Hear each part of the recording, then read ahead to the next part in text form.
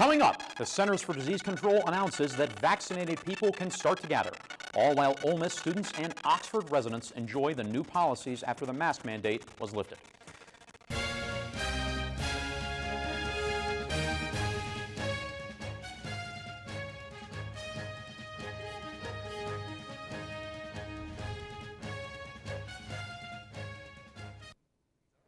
Good evening, and thank you for tuning in to Newswatch Ole Miss. I'm Grayson Wolf. And finally, some good news from the Centers for Disease Control. The CDC has announced that fully vaccinated people can visit freely with other vaccinated people without masks or social distancing. They're also able to refrain from quarantine after a potential exposure, that is, if they are asymptomatic. The CDC describes someone as fully vaccinated after 2 weeks has passed from a second dose or 2 weeks after the one-dose Johnson & Johnson vaccine. Fully vaccinated people are still encouraged to wear masks in public and avoid large crowds. And we have new information on the fatal Highway 6 car crash. The wreck involved a Panola County garbage truck and a 2014 Volkswagen Jetta, driven by 40-year-old John Matthew Ellington, who was pronounced dead on the scene.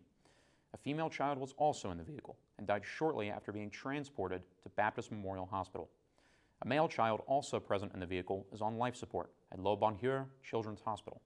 The driver of the garbage truck was also transported to Baptist Memorial Hospital with non-life-threatening injuries. North Oxford Baptist Church is collecting donations for the family, who are members of the church. The fatal crash has sparked a community effort to make Highway 6 safer. Local resident Carrie Long created a petition calling for changes to the intersection where the crash occurred. The main concern is regarding the yellow yield turn arrow.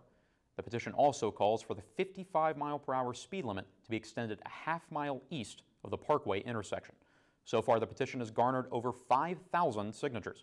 City engineer Rihanna Mayoral said after the crash has been fully investigated by the Oxford Police Department, the city engineering department will also review the area. Newswatch will keep you updated on this developing story. The status of Mississippi critters is uncertain as the Oxford Board of Aldermen have decided to temporarily shut down the local shelter. The announcement was made after weeks of local backlash against the shelter for allegations of animal cruelty. Several animals in the shelter have been transported to local shelters. 12 dogs were sent to the Humane Society of the Delta, and several cats were sent to Kitty City, a shelter in Memphis. 69 dogs and 11 cats remain at the shelter, and local officials are reminding everyone the remaining animals up for both adoption and foster care. Despite COVID setbacks and a snowstorm delay, Rebelthon hosted their annual dance marathon this past weekend and raised nearly $200,000. Newswatch reporter Kaylee Crafton was there, and she has the story. Just a few months back, it didn't seem like Rebelthon would get to have their annual dance marathon in person.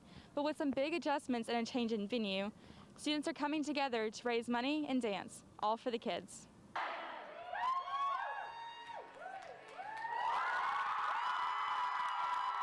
Rebelthon is a year-long fundraiser to benefit the Children's of Mississippi Hospital in Jackson, and it culminates each year with a 12-hour dance marathon. Although Rebelthon looks different this year, President Brianna Chambers shares how exciting it is to be having the event. It was probably about mid-October when we realized that was going to be possible for us to have an event in person, so that was super exciting. But to do this, several changes had to be made. First, the event moved from the TAD pad to the Union, where there are smaller, sectioned-off areas that could easily be managed. The 12-hour dance marathon was also divided up into 4 3-hour shifts for participants in order to follow event capacity rules and to give as many people as possible a chance to come dance. And the whole thing was streamed on Facebook Live. Participants were also required to social distance, wear masks, take temperature checks, and they were encouraged to be asymptomatic tested before the event. Chambers also shares that Rebelthon has worked with other dance marathon programs to figure out the best ways to keep participants safe. We've also been able to collaborate with other dance marathons who have already had their event or some sort of form of hybrid event where they've been able to give us guidance on what worked well and what did not work well, and how to also capitalize on a virtual aspect of the event, which we don't typically get to have. And after a year of pushing past obstacles after obstacles, Rebelthon came together and raised over $185,000, giving a true sense of meaning to their motto, "For the kids." It's a phrase that we use so often, but when you really think about it, it's really powerful. It's like a loaded statement of we're doing this for the Children's Hospital. We're doing this for these kids. Like, we're doing it for Avery. We're doing it for Charlie. Each of those kids that show up, not only at the event, but also that show up at the hospital, like, we're doing it for them. Like we're pushing past our exhaustion. We're pushing past what we think our limits are, and just continuing to go on. So it's really surreal to see it all come together. Reporting, Kaylee Crafton, Newswatch Ole Miss. Wish I could have been there to get my groove on. All right, we will have the sports updates later in the show, but first, here is Kelly Weatherton with our current weather conditions.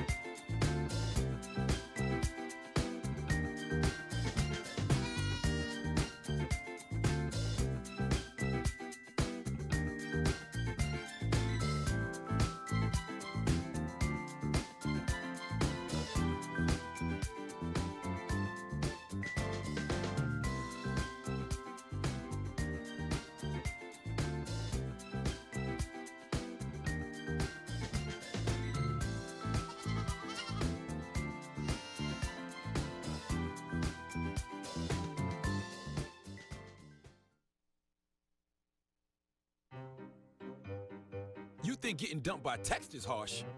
Try getting dumped by a tennis ball. My ex-owner drove me out to the woods, yelled fetch, and by the time I brought the ball back, he was gone. Yeah, I was pissed. But the folks at the shelter helped me let go of my anger. I learned coping skills, like taking it to the hole. Boom! Now I'm ready to fetch again. But how about I throw and you run and get it?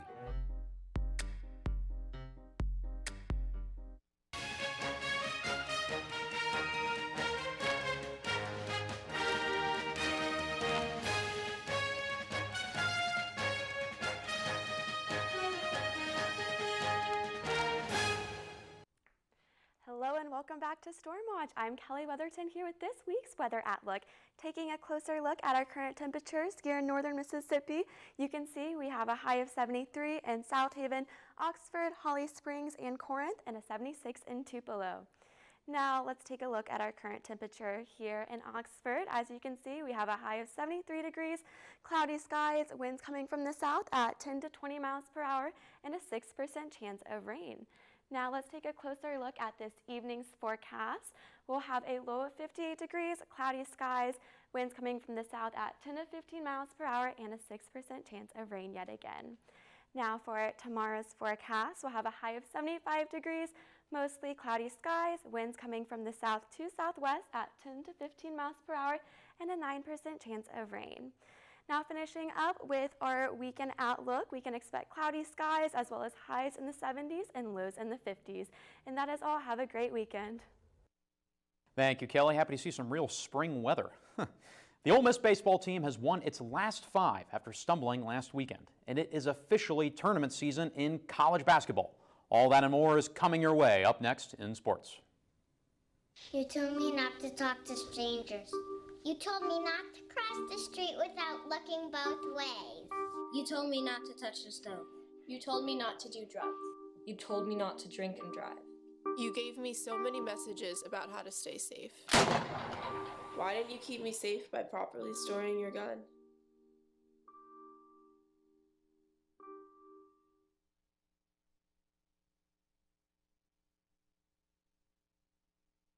I am a nurse, a firefighter, a college student, a mother, and I am an American soldier. I will always be ready. Every storm and disaster that threatens my community. I will always be there to protect my neighbors, my family, and my country. We are the Army National Guard. We are the Army National Guard. We are the Army National Guard. Visit nationalguard.com to learn more about part-time service.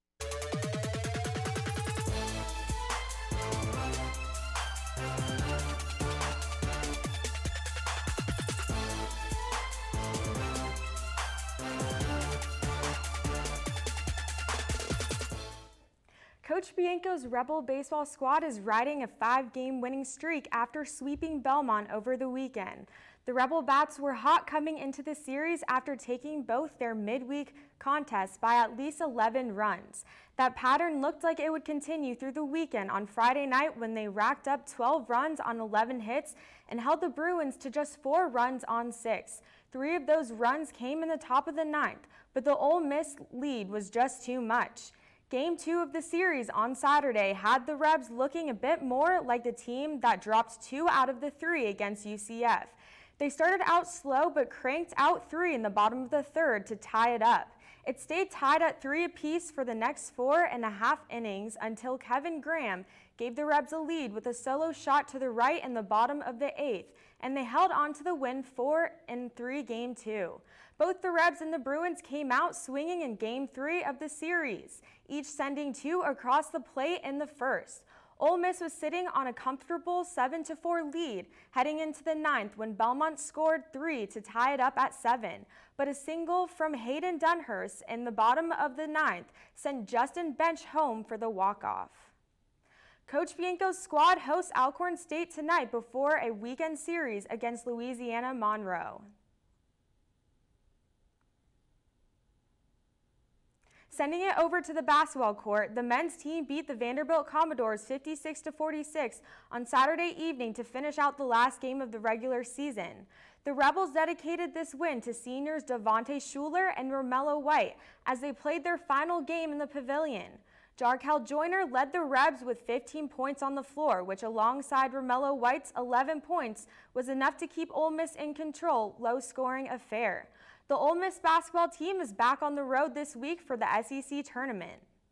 The Rebels will take on South Carolina on Thursday with NCAA tournament hopes on the line. Keeping it on the court, the women's team fell short to the Tennessee Lady Volunteers 72-77 in the SEC tournament quarterfinals. Ole Miss held a lead late in the 4th and looked like the underdog story of the tournament after knocking off Arkansas in their first game. Danetta Johnson led the team in scoring with 20, and Shakira Austin's 14 kept the Rebels and a nail-biter against the Lady Vols. The Rebels are now sitting at the edge of their seat in hopes of being selected to play in the NCAA tournament. They will find out the fate of their season on Monday evening. Pitching it over to the softball complex after a long and rocky road trip to the start of the season, the Rebels have a perfect record here in Oxford thanks to sweeping at the annual Ole Miss Classic. Ole Miss didn't just win all of their games, they dominated, outscoring Samford, North Dakota State, and Indiana State by a grand total of 28-1. Ole Miss hosts South Alabama tomorrow and Mississippi State this weekend before getting back on the road. Serving it over to the tennis courts, the Ole Miss men's tennis team beat Texas A&M on Sunday evening 5-2. After this exciting win, the Rebels are now first in the SEC West standings, winning 4 out of the 5 matches, starting out with ranked number 7 doubles. Finn Reynolds and Tim Sand-Collin won their match 6-4. This duo is nearly undefeated besides a match in the season opener. In the spot of number 5 singles, John Hultquist Liffen dominated his match 6-4 to help the Rebels stay in the lead. Ole Miss will host Florida on Friday with hopes to unseat another ranked opponent. That's all I've got for sports. Make sure to follow us on Twitter at rebel_watch for the latest sports updates. Thank you, Avery. One man almost lost his life at the South Campus Recreation Center after his heart stopped beating while exercising. We have how he recovered from the accident after the break. I just found out my work party is a +1. You want to go? This is my boss, Ella. Nice to meet you, Greg. You're welcome. Nope, I'm high. But I'll clean the kitchen while you're gone. You're already making good decisions when you're high. Pool party at Jesse's. Can you drive? I'm toasted. Nope, I'm high. But I can order us a ride. Don't make an exception when it comes to driving. If you feel different, you drive different. We are Ole Miss Rebels. As Mississippi's flagship university, we dig deeper, see farther, work harder. We pioneered human organ transplants. We helped prove Einstein's theory of gravitational waves. We are distinguished as a Carnegie R1 top 2.5% research institution. We are Ole Miss, transforming lives and the world.